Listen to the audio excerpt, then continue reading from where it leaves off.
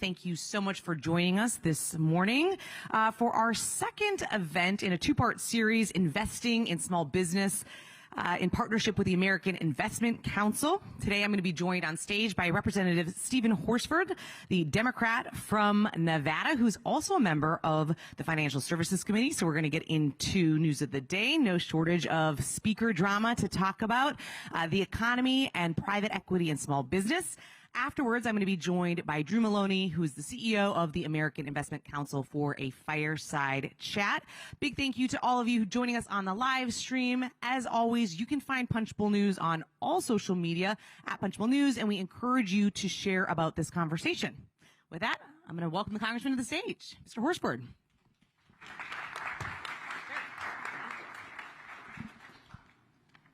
All right. Thank you so much for joining us this morning. All the way from Las Vegas. If you were a betting man, we'll start with that. I'm from Las Vegas, so I don't gamble much. All right, we are going to start with some news of the day here, as we always do, to kind of center the conversation, what's happening in Washington. House Republicans still feel like they're in chaos. Today they are set once again to vote for who should be Speaker. It's unclear if any of the candidates can get to that magic number of 217. Do you think the Democrats should take action if Republicans can't secure a speaker on their own? And do you support some of your fellow members who say they're going to sit this out to try to get potentially a Mr. Emmer into that speaker role? Well, good morning. It is great to be here. Thank you to Punchbowl News for having me. I'll just say this. We are united in the House Democratic Caucus behind one thing, and that's making Hakeem Jeffries the next Speaker of the House of Representatives. It's clear that there's disarray on the other side of the aisle, and we're now into week 3 of the House being without a speaker for the first time in history. And so it's clear that they don't have the votes.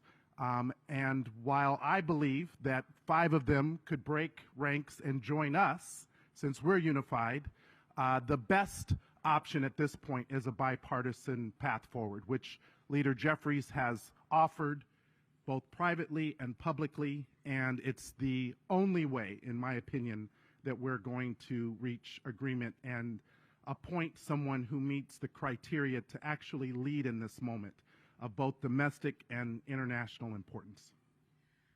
I want to shift gears a little bit on financial services. You are a member of the Financial Services Committee. Over the past 3 weeks, Patrick McHenry has served as Speaker Pro Tem, and very little has gotten done at the committee level.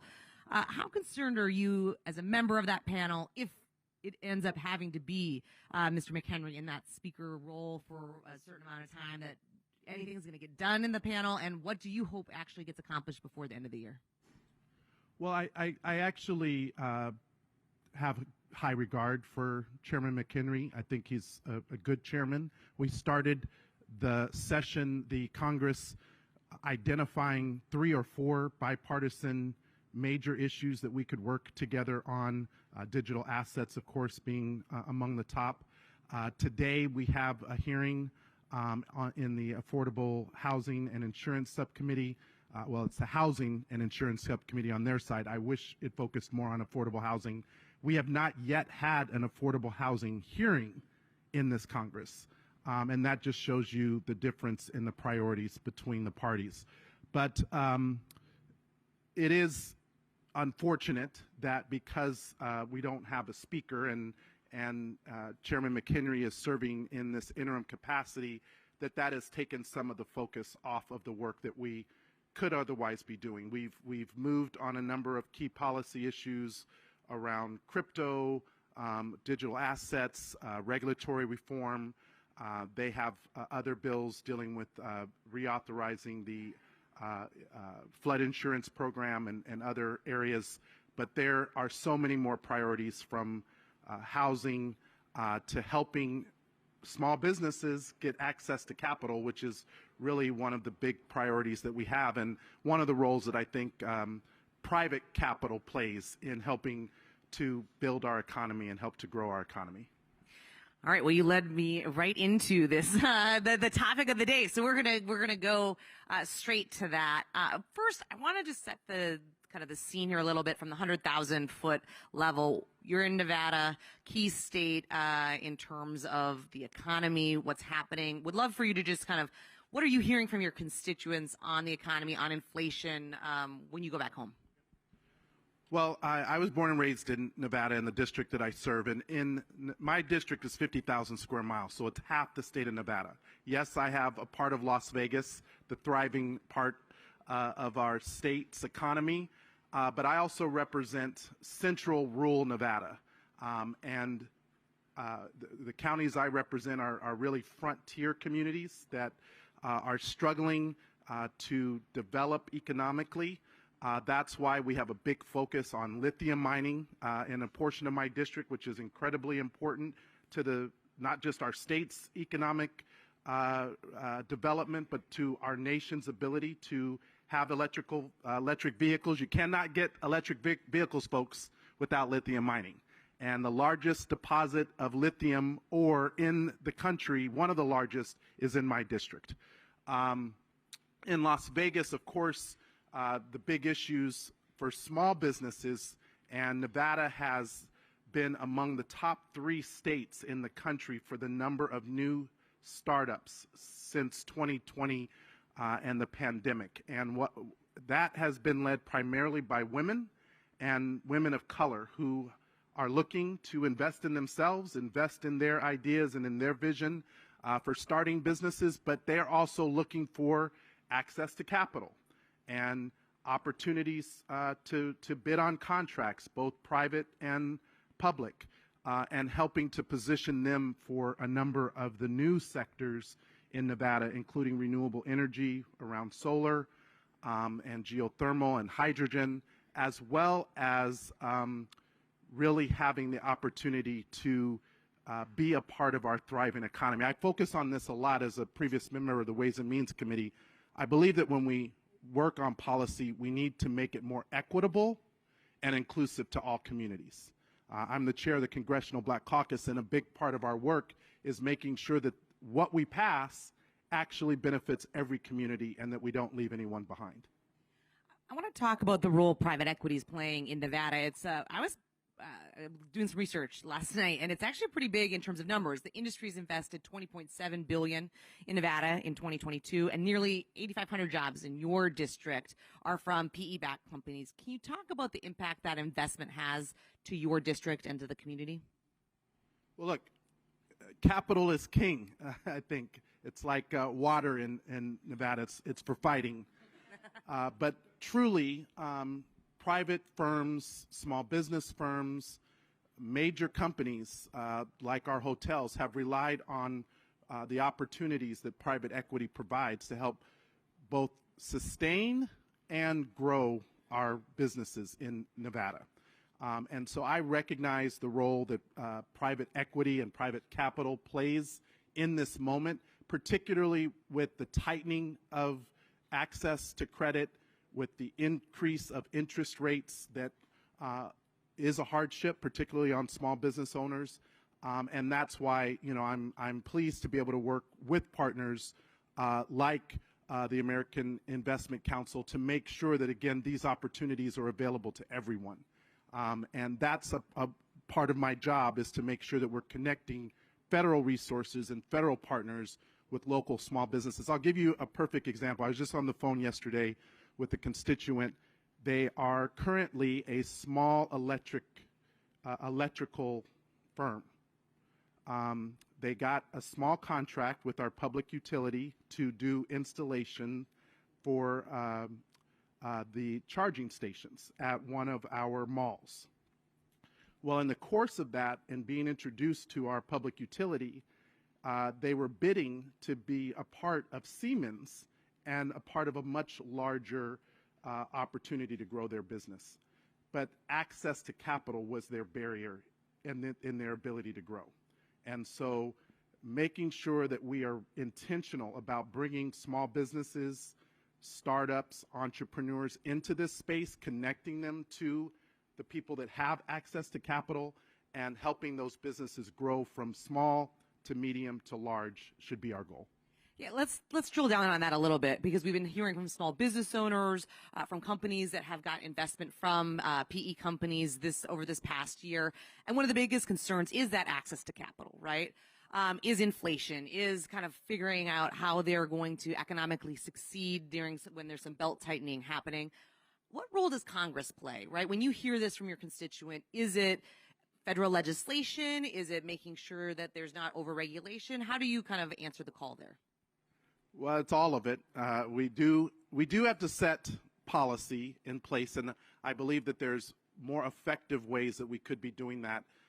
For example, using our federal tax code to incentivize private capital in the places that we need it most, like rural America, like underserved communities, like new startups, and we've got legislation that focuses on those approaches. We do need regulatory guardrails, but we need regulators who also are not really setting their own agenda or going beyond what they need to be doing, particularly in this moment when, again, we're still recovering from the pandemic. Places like Nevada are growing economically, but we have to have access to capital to maintain that growth.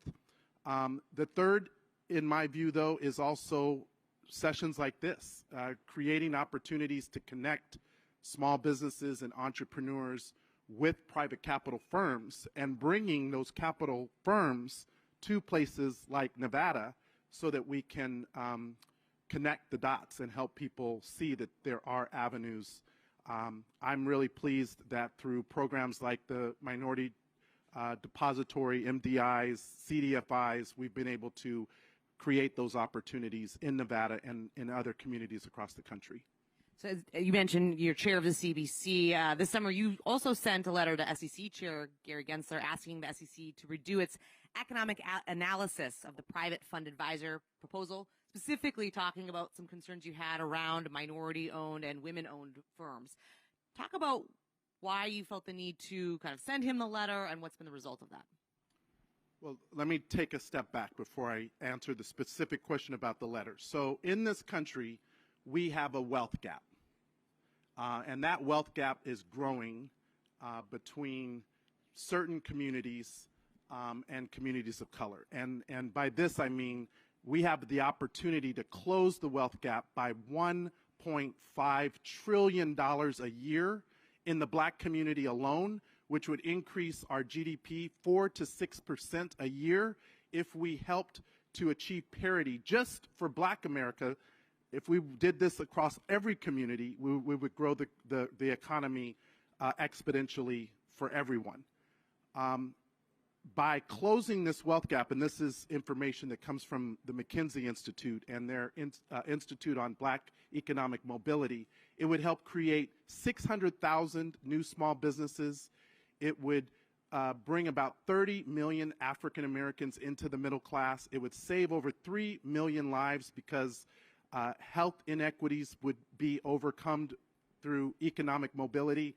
And so at a time when we have regulators pushing rules that would actually harm access to capital to minority, women-owned firms, firms that are led by black or Latino or Asian individuals, it actually goes against our goal of closing the wealth gap. And so not only did I send the letter to the regulator, I've talked to the White House, to the president, to the vice president, to their economic advisors to explain that we cannot achieve economic mobility and wealth and legacy and close this wealth gap if we have policy or regulations that are quelching our ability to do that. And in my view, the regulation in this case is a quelching effect on access to capital. And, it may be done by regulators that are appointed by this administration that I support, but I have an accountability to my constituents to do what's in their best interest, not what's being pushed by some regulator who may not understand the impact to the constituents that I serve. So on that note, you go to the White House, you tell them a very compelling argument here. What was their reaction? So they are listening. And part of what I did is I followed up with, and let me connect you to the people who can explain to you the quelching effect of this. Yes, it's important to have advocates here in D.C., but let me also connect you to the small businesses and to others in my community who are already being harmed by their inability to get access to capital, and how this regulation could further impact their ability to have capital. Capital is king. Capital is what people need. Small businesses to hire people, to buy products, to buy supplies, to grow their businesses. As a small business owner myself, I've felt the struggle of being able to land a contract, but then not be able to fully service it because I didn't have access to capital. And those are the types of things that we have to course correct on in order to have more equitable economic policies that benefit every community. When it comes to this, is there any role that you think Congress can actually have, though, or legislation that could help reverse this advisory opinion? Well, yes, there is. But unfortunately, because of the environment that we're in and the divided Congress, and until we can get a speaker, we can't do anything in the House, right? So it comes back to the first question. We need a leader of the House who can work in a bipartisan way, because some of what needs to be done isn't going to be done simply by Republicans or by Democrats. It's going to be done by us working together. And I do hope that in this moment, with our challenges, both internationally, but here domestically, that we can leverage this moment that we are in, that we can come together and find common ground, as we say. And this is an area that I think that there should be more common ground to work on going forward. Zoom out just one more question here on the SEC, which is zoom out a little bit. We kind of went really detailed into this specific area, but how do you think the SEC has kind of handled private capital and the impact that it's having on minority communities? Is there something that you wish Mr. Gensler was more focused on when it comes to this? Well, I've had the opportunity to speak to Chairman Gensler both in committee, in our forum, in our committee hearings, but also privately. And I'll just say this. I respect his career and his longevity of service, but I think that it's important that in this moment that we're in, that we're not adopting regulations based on what was happening 10 and 20 years ago. Our economy is dynamic. AI is dynamic. It's going to change the way work works in this country, right? And at a time when we have regulations that are being adopted, we need to make sure that they are taking into account the changing dynamics of our economy. So I need not just Chairman Gensler, but all regulators to understand that we need to be more equitable and we need to be inclusive, and sometimes their regulations have very real consequences. And they may be thinking they're going after this level of an industry, but meanwhile, they're impacting the mom and pop in my district, the business in rural Nevada that's just trying to get $100,000 to meet payroll, and a new startup that has a dream and an idea and an opportunity, but can't do it without access to capital. So let's think about the impact that these policies and regulations have throughout our ecosystem. All right, we are almost out of time, but I can't let you go without a 2024 question. But I seriously, there could be 2 to 3 black women senators that after this next election. Can you talk about what that means, and do you see this as building some momentum into creating a more inclusive and diverse Senate? Absolutely. Look, I can't be more happy as the chair of the Congressional Black Caucus. We now have 59 members, the largest in our history. When Gabe Amo wins in November, we'll be at 60 before the end of this year. With the appointment of Senator LaFonza Butler from California, we now have representation of black women in the United States Senate again. And as you indicated, with Lisa Blunt Rochester and Representative, or the next senator from Maryland, also Brooks. Hey, and I'm a true champion for Barbara Lee out in California. And so I believe that that speaks for itself. And each one of them bring a set of experiences, background, ability that is desperately needed, but most importantly, they bring a voice and a perspective that our country needs, not only in the United States Senate, but in the House. In the House, we are now over 56, we have 56 members. Collectively, in the CBC, we represent over 120 million Americans, 20 million Black Americans. We don't just represent Black community, we represent everybody because our districts are diverse, and the CBC now accounts for nearly a third of the House Democratic Caucus. So we are a strong and mighty caucus, and we're focused on one thing in the House, Hakeem Jeffries as Speaker, but we're also focused on creating economic prosperity and wealth and legacy for our communities and the communities that we serve. And private capital is an important component to achieving that economic prosperity that we want for everybody. Look, I say this in my district all the time. I want what everyone else wants in every other community. The opportunity to earn a good living, to provide for myself and my family, the opportunity to put my kids through school, to be able to have the security that I will be able to provide health care and security through retirement, and to build a legacy that is long-lasting for the next generation. That's what all of us want. And all of us can work towards building that economic prosperity by closing the wealth gap and creating more equitable and inclusive policies. Mr. Horsford, we're going to leave it there. Thank you so much this morning. We really appreciate it.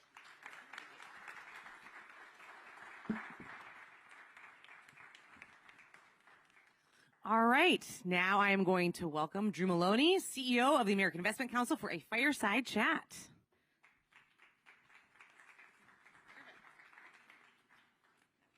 All right.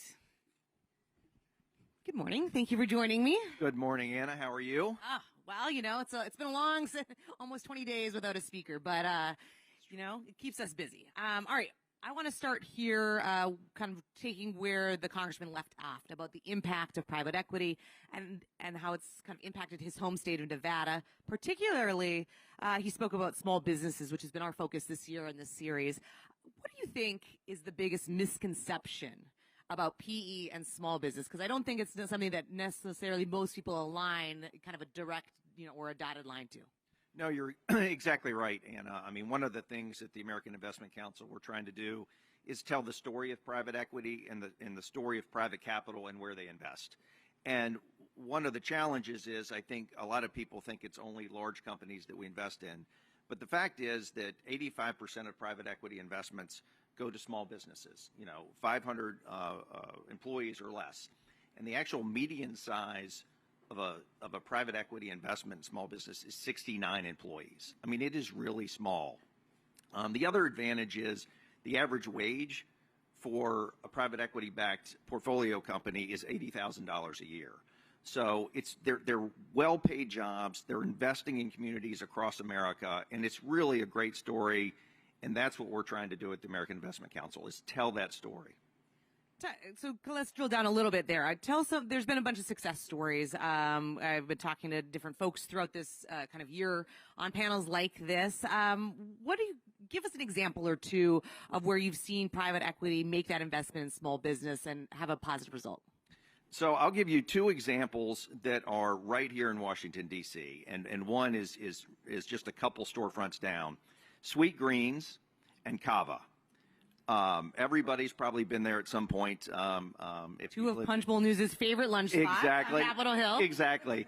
But you know, the idea behind Sweet Greens is you had two Georgetown students that were complaining that all they had was unhealthy food options living on campus. So what did they do is they invested in what was in, if some of you probably aren't as old as me, it was a little storefront called Little Tavern, and they converted it into Sweet Greens. So they went to local farmers and they, you know, started making salads. Now, at some point, they wanted to grow that business, and they knew that they couldn't do it with their own capital, so they partnered with private capital in order to do that. And not only do they get the capital, but they get the expertise to figure out, okay, how do you build a better model? How do you do better marketing? How do you access different vendors out there? And, then after building that business and a very sustainable business that it was, it's now publicly traded on the market. It's more than $1 billion company. And then you just dial forward just recently, a couple months ago, Kava, another very similar story right here in Washington, D.C., did the same thing, and now their company is worth, I think, $3 billion as they took it public. But it's not only the access to capital, but it's also the access to people who have experience building a business. And that's, I think, what's important. We've spoken before about the SEC and the role it's taken in the Biden administration. We just heard Mr. Horsford talk about his kind of issue in particular when it comes to the private fund advisors and the final rulemaking. You all are part of a lawsuit. Talk about why you decided to take that action and what you're hoping to have happen. Yeah, well, thank you, Anna. I mean, I think Congressman Horsford's point is that we have to have right-sized regulations that encourage capital flow into the marketplace. Small businesses need access to capital, and as the credit markets tighten, we need to ensure that that access is available. So I think you saw sort of an unprecedented group of private fund associations join together to push back on the SEC. And the large reason is because this is a space that has really worked. I mean, we've invested an enormous amount of capital, and the investor returns have been better than the public markets over the last 20 years. And it's an area that is already regulated enough. And I think, as the congressman said, if you impose a new regulatory regime, it only makes access to capital more difficult. And I think that's what we're pushing back on, is that these small communities, these small businesses, everybody needs more access to capital. And so the hope is that the court will find in your favor and that those rules will be kind of overturned? Exactly, is that the courts will strike down based on a lack of authority to pursue what the SEC is doing. And we can continue to do the lending that we do. We can continue to invest in the businesses the way we do. And the pensioners that are investing in private equity funds will continue to receive the returns that they have over the past 20 years. So small businesses we've been talking to across the country over this past year, they often share this concern about access to capital, right? That maybe banks sometimes don't have the right, aren't the right vehicle for them. Can you share a bit about private credit?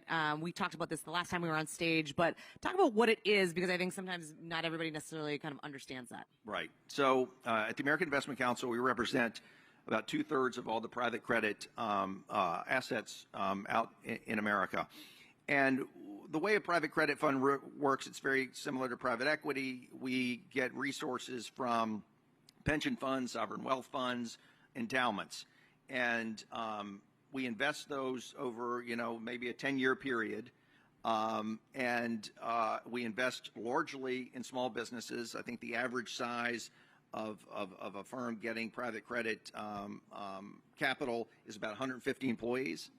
And what we saw is growth in this post Dodd-Frank, when the regulators and the legislators decided that they didn't want the banks to take as much risk.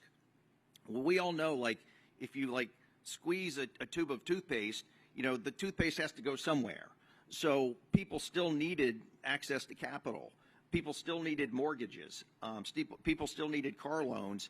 So it created an environment where you had to go outside of the normal accesses to capital to get it. And that's what we do, is we provide a lot of these businesses that may be too risky for a bank to take on. We provide them capital. And I think it's a good reminder, I think the congressman sort of reiterated this, is that we have to be very careful on the regulatory regime.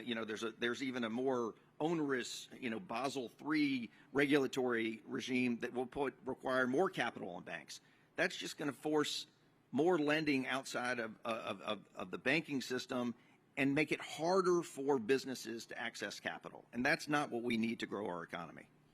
We are quickly running out of time, but before I let you go, if there was one kind of tagline or thing that you wanted the folks here in the audience, online, we've got staffers here, we've got people from different industries, from small businesses, what's the message that you want to leave people with?